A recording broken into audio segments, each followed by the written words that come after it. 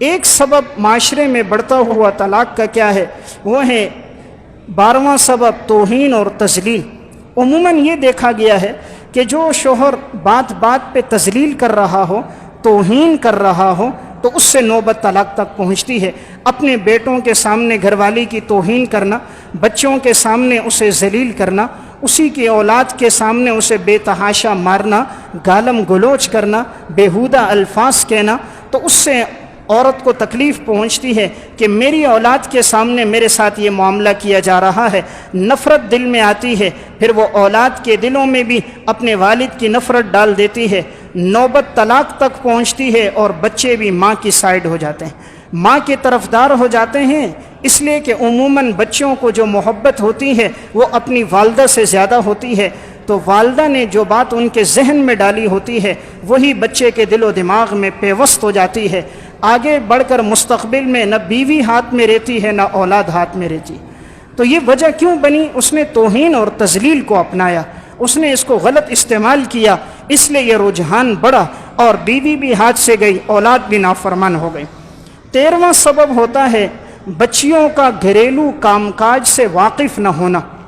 آج ہم اپنے بچیوں کو عمدہ چیز کھلاتے ہیں، بہترین کھانا کھلا رہے ہیں، بہترین لباس پہنا رہے ہیں، اچھے سے اچھی سواری انہیں دی جاتی ہے، بچی مانگے تو بہترین موبائل دیا جا رہا ہے، تمام ضرورتوں کو پورا کیا جاتا ہے، لیکن اسے گھریلو زندگی نہیں سکھائی جاتی، اسے نہیں بتایا جاتا کہ کھانا کس طرح پکایا جاتا ہے، مہمان آ جائیں تو ان مہمانوں کی خدمت کیسے ہوتی ہے، گھر کی صفائی ستھرائی کیسے ہوتی ہے۔ بچی سے کام نہیں لیا جاتا کہ یہ چند سال ہیں، اسے عیش و عشرت سے رہنے دو، شادی ہو جائے گی پھر یہ گھر سے چلی جائے گی۔ اسے ناز و نعمت میں پالا جاتا ہے، اسے گھریلو کام کاج نہیں سکھائے جاتے۔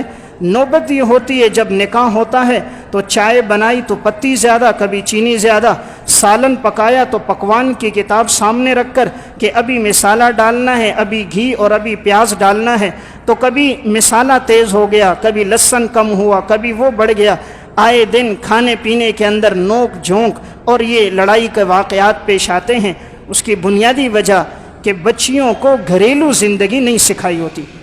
اسے تعلیم تو بہت اعلیٰ دے دی، اسے ایم اے کرا دیا، اسے بی اے کرا دیا، گھر کی زندگی اسے نہ سکھائی، حالانکہ زندگی تو اس کی اس میں گزرے گی۔ ازدواجی زندگی کے ساتھ تعلق ہونے کے بعد عموماً لڑکیاں آج کے معاشرے میں آگے نہیں پڑھاتی۔ جب بچوں کی ولادت ہو جائے تو سارا تعلق گھر کی زندگی سے ہوتا ہے۔ ماؤں کو چاہیے اپنی بچیوں کو گھریلو زندگی سکھائیں، گھریلو کام کاج سکھائیں تاکہ نوبت طلاق تک نہ پہنچے۔ 14واں سبب ایک یہ بنتا ہے کہ لڑکیوں کا بے تحاشا موبائل کا استعمال کرنا۔ آج ہوتا یہ ہے کہ نکاح ہوتا ہے، جہیز میں پہلے اسے 60 ٹچ موبائل دے دیا جاتا ہے، باپ دے رہا ہے، ماں دے رہی ہے، بیٹی یہ لے کے جاؤ۔ اب ذرا سی بات ہوتی ہے، ایک دن دو دن چند دن گزرے، فوراً اطلاع دیتی ہے آج یہ ہوا، آج یہ نہ ہوا۔ ایک بات ہوتی ہے 3 وہ اپنی طرف سے لگا دیتی ہے، نوبت نفرتوں اور جھگڑوں کی صورت میں سامنے آتی ہے۔ بے تحاشا موبائل کا استعمال ہوتا ہے، گھر کے اندر میل کچیل ہے اور وہ اپنے انٹرنیٹ اور کیبل میں لگی ہے۔ شوہر کے آنے کا وقت ہے، کھانے کا وقت ہے، وہ موبائل اور فیس بک اور واٹس ایپ سے فارغ نہیں ہے، اپنی دوستوں اور سہیلیوں سے میسج کرنے سے فارغ نہیں، تو نوبت طلاق تک اس لیے پہنچتی ہے ہم نے اسے زیادہ اس چیز پر اہمیت دی، اسے یہ سکھایا، اسے گھر کا کام نہ سکھایا۔ عورت کی خوبی کیا ہے کہ اس کی زبان کم استعمال ہو، اس کے ہاتھ گھریلو کام میں زیادہ استعمال ہو۔ ہم نے اس کے ہاتھوں کو ٹچ موبائل میں زیادہ استعمال کیا، اس لیے وہ جھاڑو صحیح مارنا نہ سیکھ سکی، روٹی پکانا ہو تو وہ اس سے نہ پک سکی۔ دیہات کی لڑکیوں میں تعلیم نہیں ہے لیکن گھریلو زندگی وہ سمجھتی ہیں، اس وجہ سے وہاں زندگی خوشگوار ہوتی ہے۔ تو ایک سبب میں نے عرض کیا موبائل کا بے تحاشا استعمال کرنا ہے، اس لیے اول تو بچیوں کو ان چیز سے دور رکھا جائے۔ آج کی بچیوں کو ٹچ موبائل اور انٹرنیٹ کے موبائل کی ضرورت نہیں۔ ہم میں سے ہر ایک جانتا ہے اس وقت فحاشی اور یعنی اور بے حیائی کس قدر بڑھ چکی ہے، انٹرنیٹ اور کیبل پر کتنی بے حیائی ہے۔ دیکھیں انسان گھر بناتا ہے، اپنے گھر کے ارد گرد 4 دیواری لگاتا ہے، 4 دیواری لگانے کے بعد اوپر چھت ڈال رہا ہے، گھر کے اندر پھر وہ سامنے دروازے پہ تالا لگاتا ہے، دروازے پہ کنڈی ہوتی ہے میرے گھر کے اندر کوئی آئے نہیں، میری ماں بہن بیٹی اور بیوی پر کسی کی نگاہ نہ پڑے، اتنی حفاظت کے لیے وہ سب کچھ کرتا ہے۔ گھر کے سامنے پردے لٹکا رہا ہے، جالیاں ہیں تو اس پہ بھی پردے لگا رہا ہے، جالی لگا رہا ہے، کسی کے نگاہ نہ پڑے۔ یہاں تو اتنی حفاظت کی، وہاں ٹچ موبائل اس کو دے دیا، ساری دنیا اس کے سامنے۔ یہاں تو ایک مرد سے 2 مردوں سے حفاظت کے لیے اتنی سیکورٹی کی، لیکن اسے جب موبائل دے دیا تو اب ساری دنیا اس کے ہاتھ میں، وہ جس طرح چاہے استعمال کرے، وہ جس طرح چاہے اسے دیکھے۔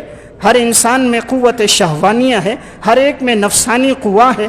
شیطان زیادہ محنت کرتا ہے۔ غیروں نے اس انٹرنیٹ کو بنایا بھی ایسے، کوئی صحیح بھی استعمال کرنا چاہے تو وہ غلط استعمال کر دیتا ہے۔ کوئی قرآن بھی سننا چاہے انٹرنیٹ پر، کوئی نہ کوئی فحش تصویر، کوئی نہ کوئی ویب سائٹ ایسی سامنے آ ہی جاتی ہے، نہ دیکھتے ہوئے بھی دیکھنے پر مجبور ہو جاتا ہے۔ اس لیے ایک گزارش میں نے یہ عرض کر دی کہ بچیوں کو اس چیز سے دور رکھا جائے۔ یہ جب 14 گزارشات میں نے عرض کی، اگر ان کا اہتمام ہوگا تو معاشرے میں جو طلاق کا رجحان بڑھتا جا رہا ہے وہ نہیں ہوگا۔ 15ویں اور آخری بات، برداشت کا مادہ ان میں لایا جائے۔ عموماً بچیوں میں برداشت نہیں ہے۔ ذرا سی بات ہوئی، والدین کو بتایا، والدین جھگڑے کے لیے آ گئے، نوبت طلاق تک پہنچتی ہے۔ بتایا جائے بچی یہ آپ کا گھر ہے، زندگی اور موت آپ نے یہیں رہنا ہے، اس گھر کو آپ نے ابھی چھوڑنا نہیں ہے، ان کو اپنے والدین کا درجہ دو اور اپنے شوہر کے ساتھ اچھا سلوک رکھو۔ جب ماں باپ کی طرف سے بچی کی ایسی تربیت ہوتی ہے، اس گھر میں نوبت طلاق کی نہیں آتی۔ جب ماں کی طرف سے اسے خود یہ سہولت کاری فراہم کی جائے کہ ذرا سی بات ہو اور وہ 3 باتیں خود لگا کر شوہر تک پہنچائے، بیٹی کی ہر بات سنے اور آئے دن اسے اپنے گھر بلا لے، اس سے نوبت طلاق تک جاتی ہے۔ اس لیے برداشت کا مادہ اس میں رکھا جائے۔ کوئی بھی بات ہو بیٹی برداشت کرو۔ یہ 15 وجوہات میں نے عرض کی ہیں کہ اس کی وجہ سے آج ہمارے معاشرے میں طلاق کا رجحان بڑھ رہا ہے۔ بعض لوگ اپنی بیویوں کو ناحق طلاق دیتے ہیں، کوئی وجہ نہیں ہوتی، صرف نفسانی خواہشات کے لیے۔ ایک سے ضرورت مہینہ سال گزرا، اسے چھوڑا، دوسری شادی کی، اسے چھوڑا، تیسری کر دی۔ نفسانیات کے لیے، خواہشات کے لیے اس طرح کا بیجا استعمال، اس طرح کا غلط استعمال اللہ دنیا میں کیا سزا دیتا ہے۔ میں چند واقعات اختصار کے ساتھ عرض کرتا ہوں۔ جنہوں نے اپنی بیویوں کو ناحق طلاق دی، اللہ تعالیٰ نے انہیں دنیا میں کیا سزائیں دی۔ اللہ تعالیٰ کا ایک قانون ہے، وَمَن يَعْمَلْ سُوءًا يُجْزَ بِهِ، انسان جو عمل کرتا ہے اس کی سزا اس کو ملتی ہے۔ قرآن کریم نے یہ اصول بتایا، تم نیک عمل کرو گے ہم اس کا بدلہ بھی دیں گے۔ من عمل صالحا من ذکر او انثى وهو مؤمن فلنحيينه حیاتا طیبہ، خوشگوار زندگی کی صورت میں، اور اگر تم گناہ کا کام کرو گے ہم اس کا بدلہ بھی تمہیں دیں گے۔ جنہوں نے ناحق بیویوں کو طلاق دی، چونکہ شریعت میں یہ مبغوض ترین عمل ہے اور شیطان کو سب سے زیادہ خوشی طلاق پر ہوتی ہے۔ حدیث میں آتا ہے، آپ صلی اللہ علیہ وسلم نے فرمایا، شیطان ہر دن اپنا تخت لگاتا ہے سمندر پر، صحیح مسلم کی روایت ہے، اور پھر اس کے کارندے آتے ہیں، اس کو دن بھر کی خبریں بتاتے ہیں۔ کوئی کہتا ہے آج میں نے فلاں کو نماز سے روکا، کوئی کہتا ہے زکوٰۃ سے روکا، فلاں کے اندر میں نے جھگڑا قائم کر دیا، آپس میں بدگمانیاں پیدا کر دیں۔ شیطان ہر ایک کی بات سنتا ہے، اسے دانت دیتا ہے، بٹھا دیتا ہے۔ آپ صلی اللہ علیہ وسلم نے فرمایا، یہاں تک کہ ایک چھوٹا شیطان آ کر یہ کہتا ہے، میں نے میاں بیوی میں ایسی لڑائی کروائی، ایسی حتیٰ فرقت بینہ و بین امرأتہ، میں نے ان میاں بیوی کے درمیان جدائی قائم کر دی کہ شوہر نے اپنی بیوی کو طلاق دے دی تو یہ اتنا خوش ہوتا ہے، آگے بڑھتا ہے۔ امام اعمش کہتے ہیں فیلتزمہ، اپنے سینے سے لگاتا ہے کہ اصل کام تو نے کیا، تو نے دونوں گھرانوں میں نفرتیں ڈال دی، دونوں گھرانوں میں تو نے بغض اور حسد ڈال دیا۔ سینے سے لگاتا ہے، کہتا ہے نعم انت، بہترین آدمی تو ہے، سب سے بڑا کام تو نے کیا کہ تو نے ان کے درمیان نفرتیں قائم کر دی۔ تو شیطان کو جو سب سے زیادہ خوشی ہوتی ہے، اس کی خوشی کی وجہ 2 گھرانوں میں طلاق ہے۔ جو ناحق طلاق دیتے ہیں اللہ انہیں کیا سزا دیتا ہے۔ اردو کی کتاب ہے مکافات عمل، ڈاکٹر عبدالغنی فاروق نے چند واقعات لکھے۔ ایک واقعہ لکھا کہ ایک شخص کا نام تھا محمد فاروق، شادی ہوئی، شادی کے بعد بغیر کسی وجہ کے، کوئی بات عورت میں موجود نہیں تھی، چند مہینے گزرے تھے کہ اس نے اسے طلاق دے دی۔ عورت نے کہا بھی کہ میرے پاس اور کوئی جگہ نہیں، میرے والدین جو تھے وہ دنیا سے جا چکے ہیں، یہی میرے پاس رہنے کی جگہ ہے۔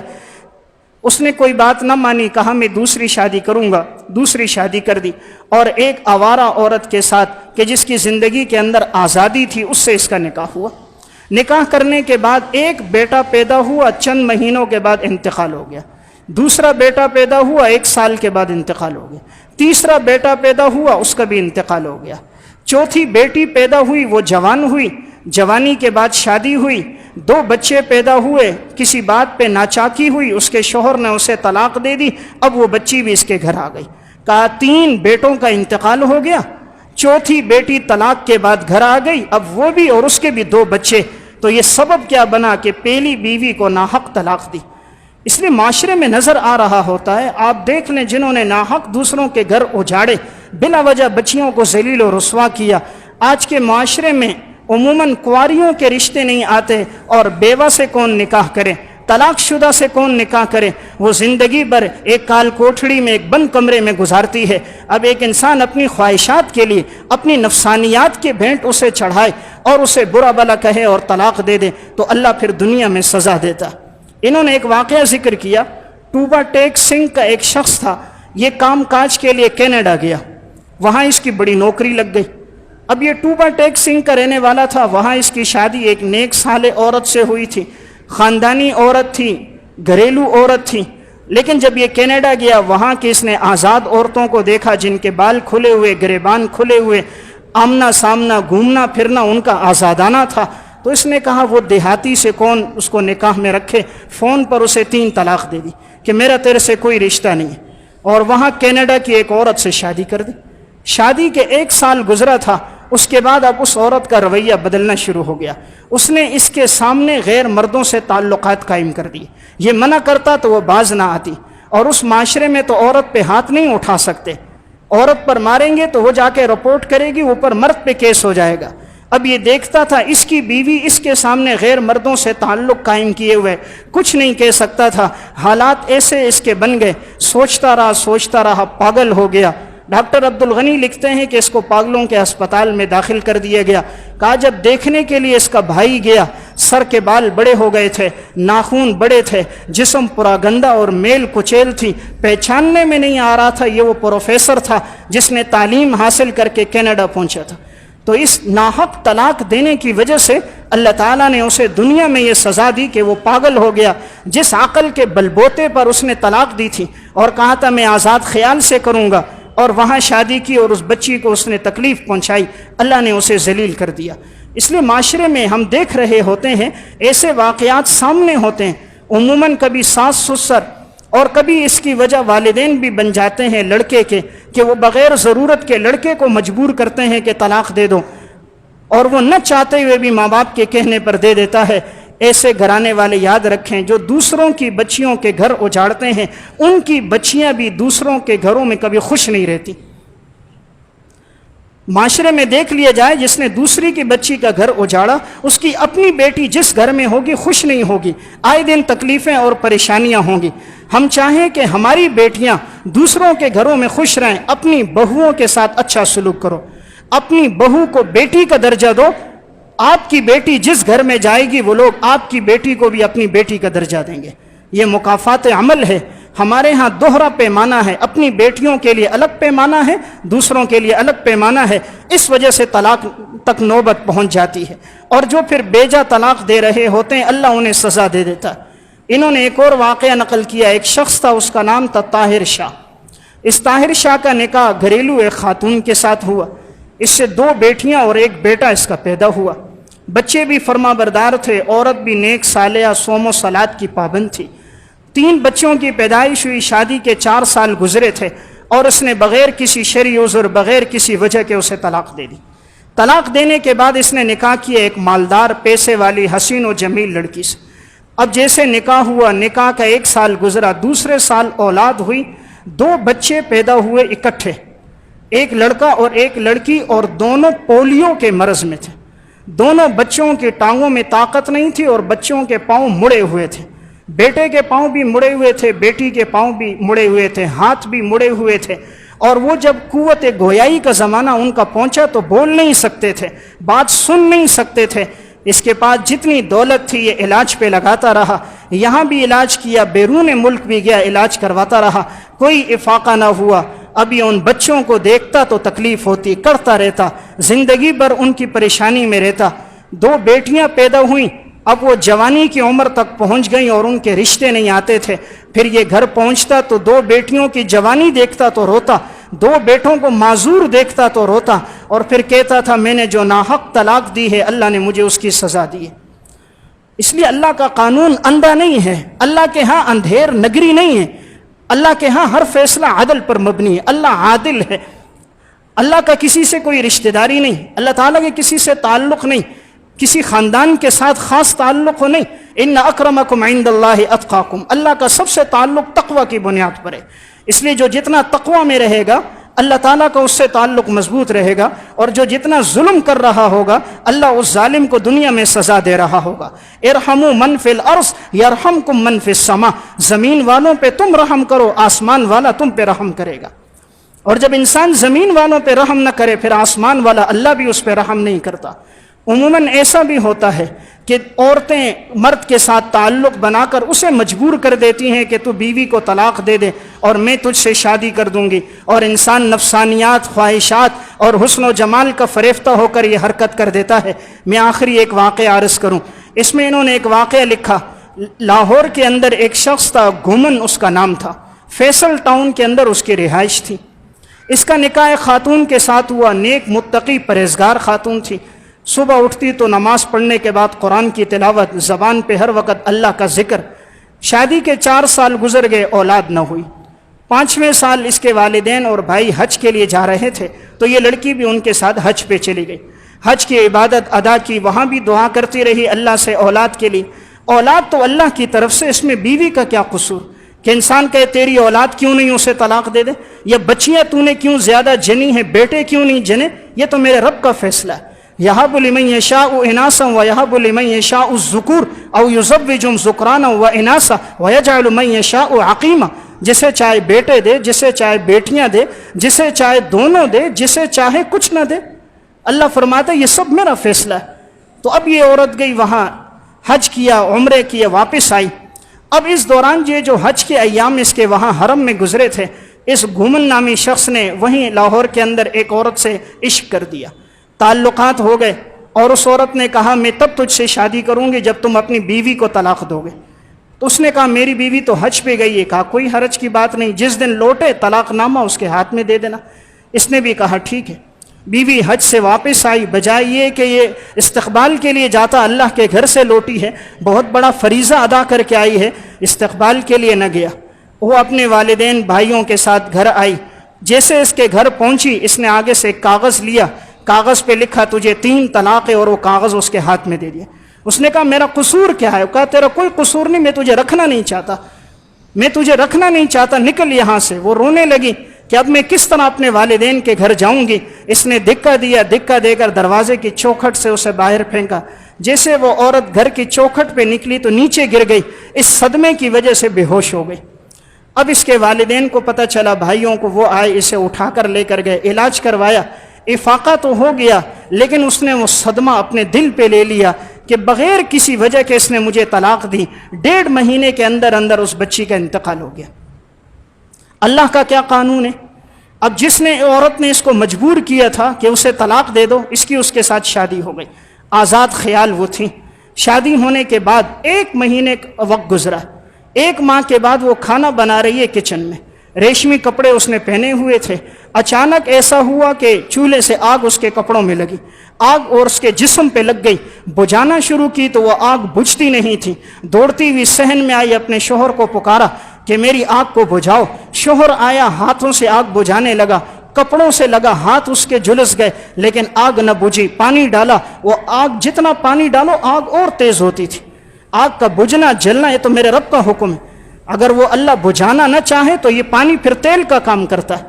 وہ بجھانے لگتے، وہ آگ بجھتی نہیں تھی، یہاں تک کہ یہی لڑکی بھاگتے ہوئے گھر کی چوکھٹ سے نکلی، اسی جگہ گر کے مر گئی جس جگہ وہ پہلی بیوی کو اس نے طلاق نامہ دیا تھا اور وہ بے ہوشی میں گری تھی، اسی جگہ پر گر کے وہ مر گئی۔ اور اس نے دیکھا کہ جس نے اس عورت نے اس کو طلاق پہ ابھارا تھا، اسی جگہ ایڑیاں رگڑتے رگڑتے کہتی رہی کہ میں نے اس کو بلا وجہ طلاق دلوائی تھی، اللہ نے مجھے یہ سزا دے دی۔ اس کے ہاتھ بھی جھلس گئے۔ اس کے بعد یہ رشتوں کے لیے جاتا تھا، کوئی اسے رشتہ نہیں دیتا تھا۔ تو اللہ کا قانون اندھا نہیں ہے، جو بلا وجہ طلاقیں دے دیتے ہیں، دوسرے کے گھروں کے ساتھ، بچیوں کے ساتھ، بیٹیوں کا مذاق بنا دیتے ہیں، ایک کو طلاق دی ہم دوسری کر دیں گے، ہمارا بیٹا شہزادہ ہے، یہ جو دوسرے کی بیٹی ہے یہ بھی شہزادی ہے۔ اگر اسے اس کی ماں کی نگاہ سے دیکھو، ہر والدین کی نگاہ میں اس کی اولاد شہزادہ ہوتی ہے، لیکن اسے دیکھنے والی آنکھ کا فرق ہوتا ہے، اس لیے اس کو غلط استعمال نہ کیا جائے۔ اللہ نے دولت دی ہے، پیسہ دیا ہے، مال دیا ہے، اس کا استعمال ٹھیک ہو۔ اگر اولاد ایسی حرکت کرے تو اسے سمجھانا چاہیے، اس سے باز آؤ، اللہ کے عذاب کو دعوت نہ دو۔ اللہ ہم سب کو عمل کی توفیق عطا فرمائے۔